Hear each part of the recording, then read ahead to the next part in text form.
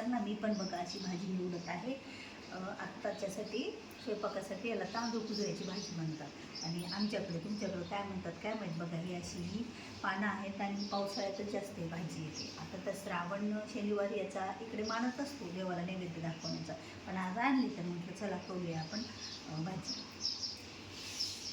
सारखी अशी घरातली कामे करून खरंच आपण पण कंटाळतो. आपल्यालासुद्धा कधीतरी असं वाटतं की कधीतरी थोडा वेळ आपल्यासाठी स्वतःसाठी मिळावा, कुठेतरी आपल्याला बाहेर कुठेतरी फिरायला न्यावं. पण कसं असतं, पुरुषांचं माणसांचं तर त्यांच्या त्यांच्याच कामाच्या गडबडीत असतात ते काही आपल्याला लवकर कुठे नेतच नाही आहेत. कारण त्यांना खूप कामे असतात आणि त्यांना वाटतं की नाही आता आपण फिरून आणि ते मस्त मजेत मन मोकळं कुठेतरी जाऊन म्हणजे त्यांचं रोजच बाहेरचं जाणं राहतं आणि ते कुठेतरी फिरून येतातच. पण नका आपल्यालाच जर असं कुठे बाहेर जायचं म्हटलं तर खरंच अशी घरातली कामे काही संपत नाही आहेत. फक्त भाजी जर निवडायला बसलं तर एवढाला वेळ आपला जातो आणि घरातच नेहमी राहून आपण पण बोर होतात. एवढं छान वातावरण सगळीकडे झालेलं आहे, तर खरंच कुठेतरी बाहेर जावं, कुठेतरी यावं, कुठेतरी फिरायला जावं हे आपल्याही मनाला कधी वाटतं. पण आपल्या मनाचा कोण विचार करणार आहे? ते आपल्या मनाचा विचार करणारं एवढं कोणी नसतं. एखाद्या वेळेस नेतात पण आपल्याला बाहेर असं नाही. पण जेव्हा आपल्याला जावं असं वाटतं तेव्हा कोणी नेतं का? असं वाटतं की 8 दिवसातून कुठेतरी फेरफटका जवळपास का होईना मारून यावा.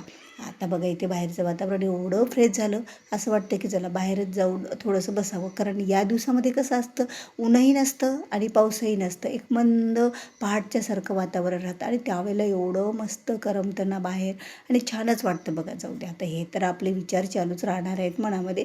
तर इथे दूध तापवायला ठेवलं. माझ्यासाठी ब्लॅक टी आणि साहेबांसाठी दुधाचा चहा मी इथे केलेला आहे. तर आता दूध तापवायचं म्हटलं तर खरंच जवळ उभं राहावंच लागतं, नाही तर ते कधी उत जातं काही सांगता येत नाही. चला आपला हाच टूर आहे.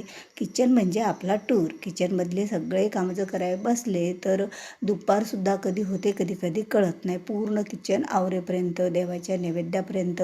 आणि आज मी लोणी काढण्यासाठी ते जी काही साय जमा केलेली होती ती घेतली आणि त्याच्यातलं लोणी काढायला घेतलं. आणि खरंच रात्रीच ती साय मी बाहेर काढून ठेवलेली होती, त्याच्यामुळे इतका लवकर त्यातलं लोणी निघालं का नाही. खूपच फास्ट म्हणजे अवघ्या 2 मिनटात जे तुम्हाला व्हिडिओ दाखवला ना, ते एवढ्याच व्हिडिओमध्ये ती लोणी बघा भरगच्च त्यांनी लोण्याने पूर्ण ताक ते सोडून दिलं आणि ते लोणी झालेलं आहे.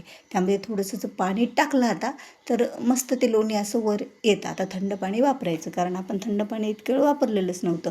तर थंड पाणी घालून घेतलं तर एकदम लोण्याचा गोळाच झाला बघा. आता ते काढून घ्यायचं बाहेर आणि खरंच एवढं घुसळून घुसळून आपण त्यामधून एवढं लोणी काढतो.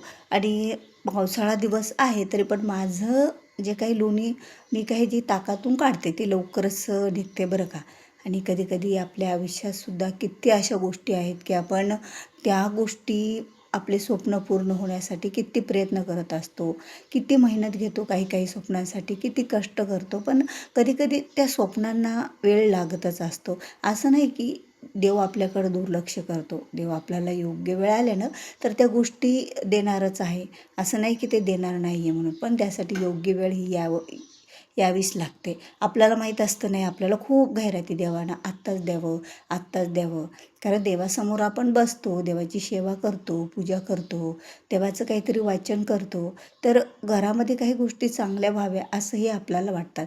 बघा हे जे ऐक्यमंत्र आहे ना, मी ते ऐक्यमंत्र कधीही केंद्रात म्हणायचं, पण मला उगाच वाटलं ऐक्यमंत्र म्हणजे एकोपा टिकून राहण्यासाठी, घरातले कटकटी वादविवाद मिटवण्यासाठी आहे.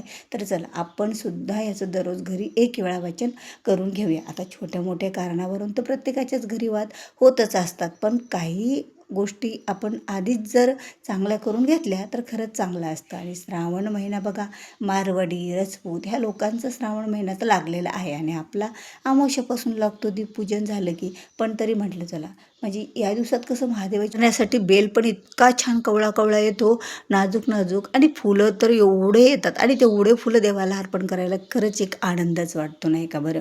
देवाची एक श्रद्धा भक्ती एक वेगळी, पण ते फुले अर्पण करताना एवढे ताजे फुले, त्या ताजे फुलांना योग्य ठिकाणी ठेवणं म्हणजे देवाच्या चरणावर ठेवणं म्हणजेच खरं एक योग्य प्रकारे असते. तर देवांचं असं असतं ना की देवाची पूजा केली तर दिवसभर मन प्रसन्न राहतं. सकाळची पूजा झाली म्हणजे आपलं मन प्रसन्नच राहणार. नेहमी नेहमी तेच तेच आता कसं जास्त कोणाच्या संपर्कात जर आपण राहिलो तर खरंच आपल्या हातूनसुद्धा काहीतरी छोट्या मोठ्या निंदा होतातच. त्यापेक्षा आपलं काम भलं आणि आपण भलं. आपले कामं करत राहावे. जे काही आहे घरातली ते आवराआवरी सर्व काही करत राहावी. कारण आपलं मन रमवावं तर फक्त आपल्या कामामध्ये आपण जर बिझी असलो ना की आपला वेळ चांगला. आणि आज एक पार्सल आलं बघा खूप दिवसाच्या नंतर. आणि किती दिवस झालं मी त्या प्रत्यूसमध्ये जॉईन झाले आणि 1600 म्हणजे 1599 रुपयावर काही नव्हतं पार्सल. पण मी ज्या वेळेला जॉईनिंग झाले ना त्यावेळेला 1999 रुपये त्यामध्ये जॉईनिंगसाठी होते. तेव्हा भरले पैसे आणि त्यानंतर मला काही म्हणजे पार्सल ते म्हणत होते तुम्हाला गिफ्ट येणार पण गिफ्ट काही येतच नव्हतं. आणि आत्ता आज गिफ्ट आलं बघा ही साडी. कारण माझे सगळ्यापेक्षा एक्स्ट्रा तेव्हा आता 2000 रुपये गेले ना. 1999 म्हणजे 2000 रुपये गेलेत माझे. तर मग 2000 रुपये गेले तर मला वाटत होतं काही येते का नाही. पण खरंच छान पार्सल आलेलं आहे माझं. त्यावर एक पुस्तक पण आलं. त्यामध्ये वेगवेगळ्या म्हणजे लोकांचे जे प्रदेशमध्ये काम करतात ना तर त्यांचं थोडंसं म्हणजे काही सांगितलेलं असेल त्यांचे अनुभव वगैरे आहेत ते आता नंतर बघते मी. पण बघा ही साडी मात्र मस्तच पैकी दिसायली मला आवडली. कारण मला कॉटन साड्या खूप आवडतात आणि नाजूक डिझाईन पण अशी थोडी मोठी आहे पण कलर पण बऱ्यापैकी आहे. आता जाऊ द्या गिफ्ट तर आलं ना टेन्शन तर मिटलं ना. किती दिवसापासून त्या गिफ्टची मी वाट पाहत होते.